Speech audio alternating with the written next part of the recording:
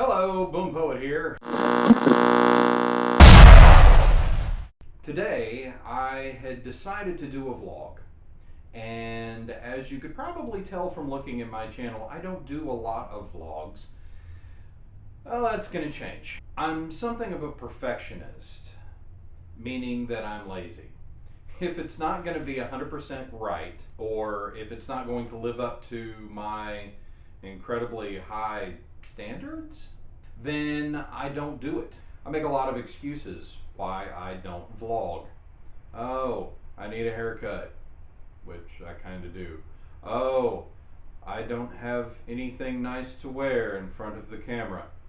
I've vlogged in a t-shirt before, so that's not really a thing. Oh, I've got a pimple. Who cares? I'm gonna try and be better about the whole vlogging thing.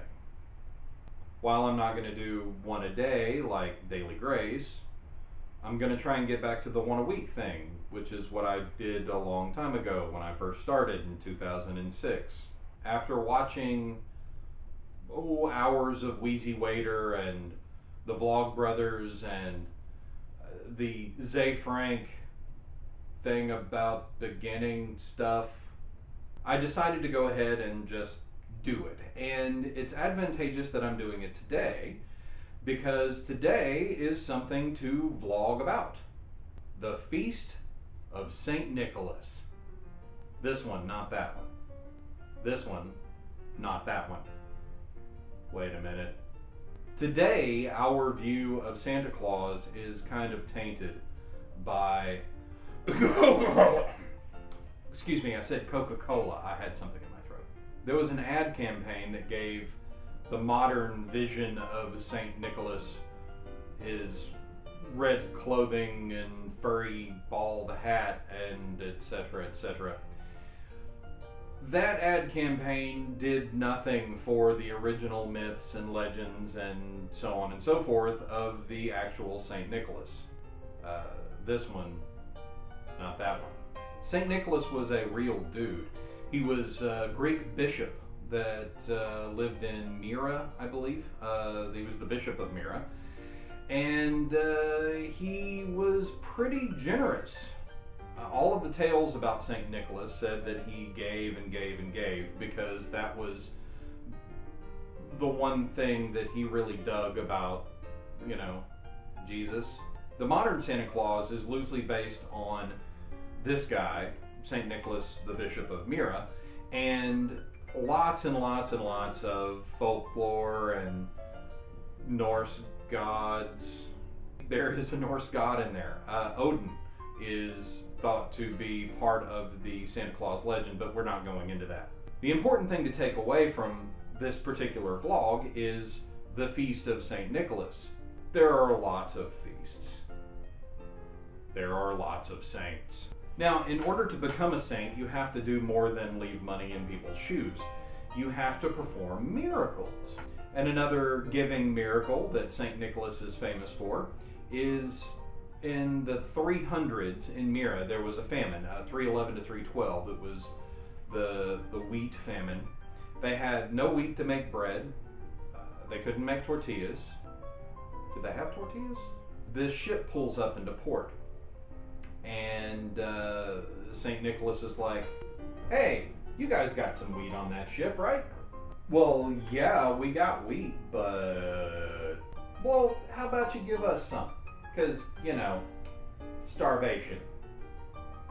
They waited before we left, so... If you give us some wheat, nobody will know the difference. It'll weigh exactly the same. And it did.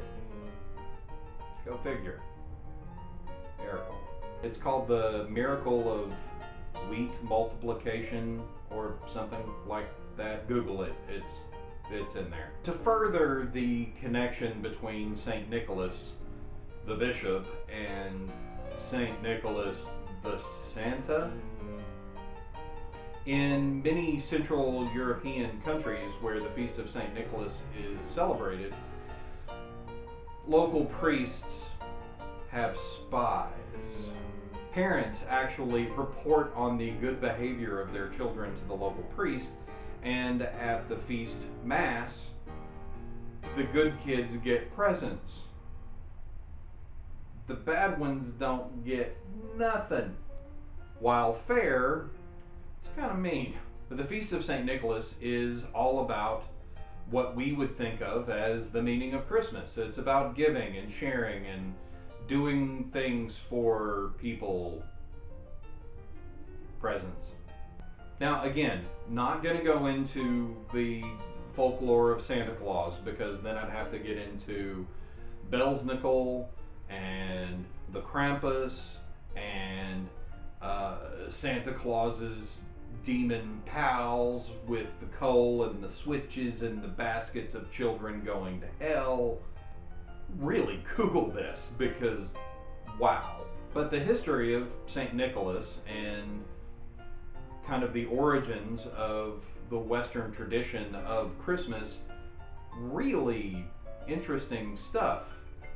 In addition to being the patron saint of children, he's also the patron saint of sailors, which is understandable given the whole wheat thing, but also archers, thieves, and pawnbrokers. So this Feast of Saint Nicholas, get together with friends and family, bake a loaf of bread, eat some fish, pawn some things, and use the money to give gifts. It's what Santa Claus would have wanted. See you next time.